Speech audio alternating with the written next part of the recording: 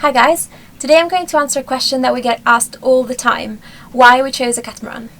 If you're new to this channel, I'm Elena and together with my boyfriend Ryan, I'm sailing from the UK to the Mediterranean on a small sailboat. When we first started looking at boats, we looked into monohulls and catamarans, and we are still very open to the idea of having a monohull in the future.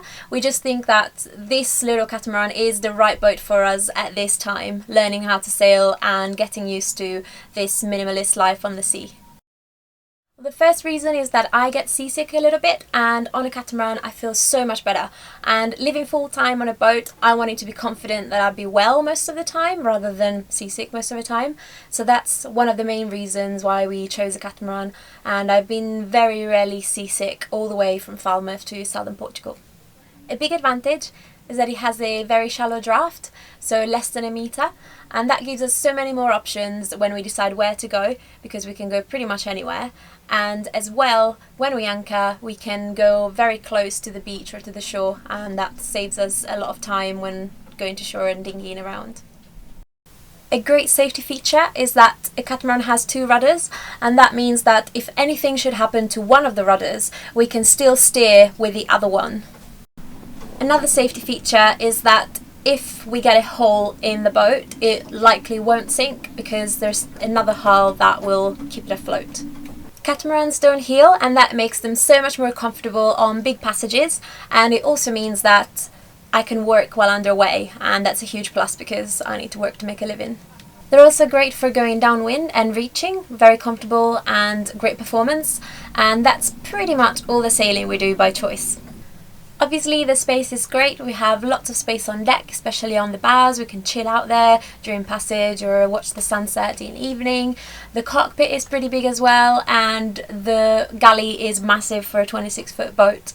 We also have the sleeping area separate from the living area, and that's pretty cool. We also have a rectangular bed, so sleeping is super comfy. We don't feel cramped at all, and we feel like that's a great feature. Of course, there are also disadvantages to having a catamaran, and weight sensitivity is probably one of the most limiting ones. You can't really stock it up with a lot of stuff because even a few 100 kilos will slow it down considerably.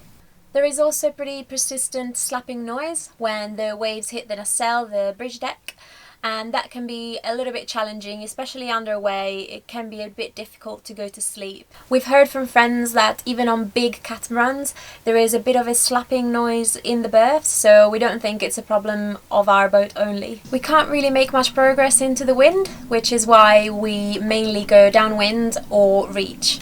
Obviously catamarans are bigger than monohulls, and for that reason you probably need to spend a bit more money on maintenance and docking fees. So most marinas and boatyards will charge you 1.5 times what they would charge a similar size monohull.